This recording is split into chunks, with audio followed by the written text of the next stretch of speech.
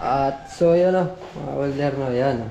So mapansin nyo mga welder, ngayon ulit tayo nag-vlog at nandito na yung ating ginawang ano. Ito na yun, yung ginawa naming bahay. Kasama na yung pintura. Yan yung lababo, hindi pa rin, kung sana hindi pa rin nagagamit kasi pininturahan. Ito na yung CR. Yun o. Ito, yung bawal hindi pa rin na-install pero yung pintura okay na. Kasama na yung lightings and then pintura. So yan, yan yung tayo nag-install niyan. Kasama natin si JR, sila yung nagpintura. Yan, pinto ng CR. So pakita natin sa inyo. Bago na natin ikabit yung ano, yung labas muna natin ito. Itong pintura. Ayan, yan yung tiles eh. Konting linis na lang. So ito yung pintuan ng CR, mga kalder. Tingnan natin. Okay. Yan. Okay na.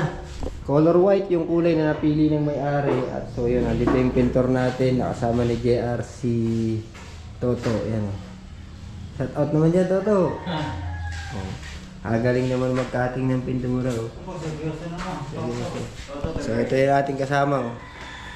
Yung mga ilaw, na-install na natin sa bago natin i-fix yan. Kasi mukhang papalitan pa ng may-ari ng ibang ilaw. Yan o.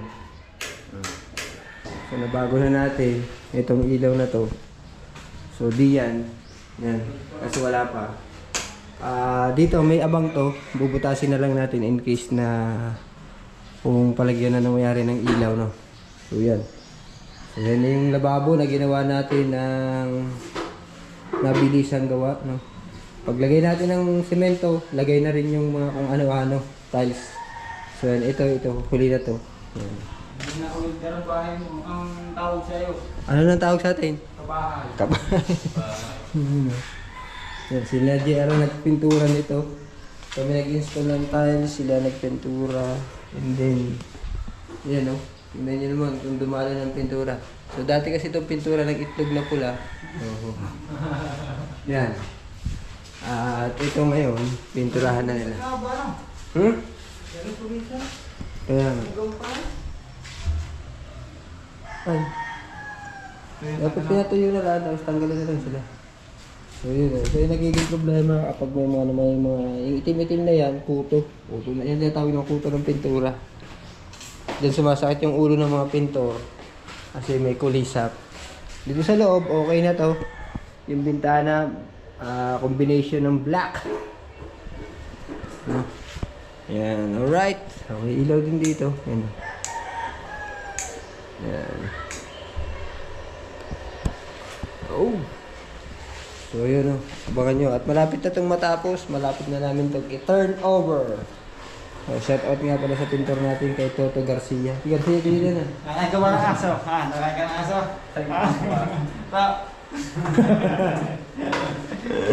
So, order na. So, white yung pinto, enamel, epoxy enamel ata yan. So, enamel. Yan o. Yung bintana, palalagyan na lang yan.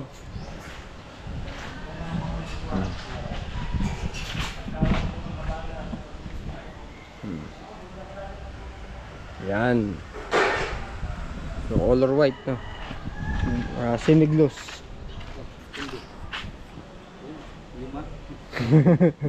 Oo, ayoko malamig. So, yun yung bagong unit na gawa, no? Ito, mga datihan na to, eh. Yan, alright. So, yan, dito sa side dito. Doon tayo nang galing kanina, eh. Pang ilan unit? 1, 2, 3, 4, 5, ano? Pang 5. So, kung titingnan nyo, para tayo nasa Lumina Homes. So, row house, no? Oh, there. So, nagagawa pala dito si tatay ng doorknob. Yun, yan. Mapansin nyo. Olive white, no? Oh, there. Dito naman, may inasikaso tayo. Pinapapatag natin yan.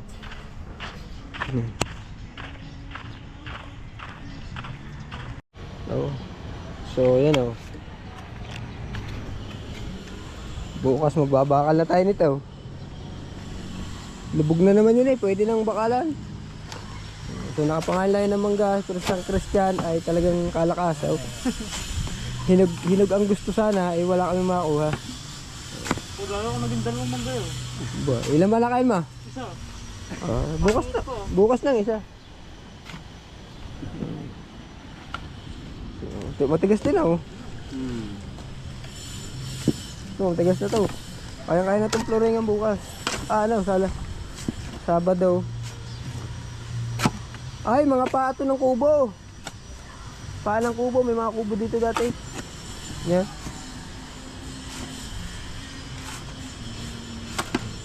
Paa ng kubo yan, diyan nakapatong ng mga kubo.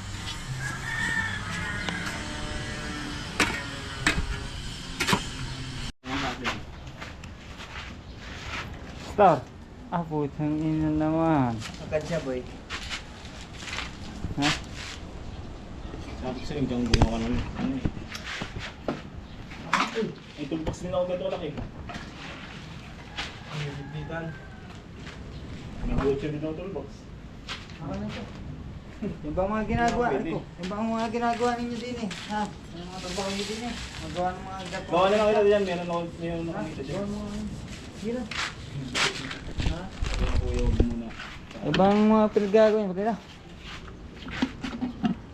yung pala mga pinagagawa nyo din na malkan siya na. Nakakawa na matandang ito eh. Madi manghingi ng Bigyan niyo ako piso din eh. 5-5. 10-10 araw-araw.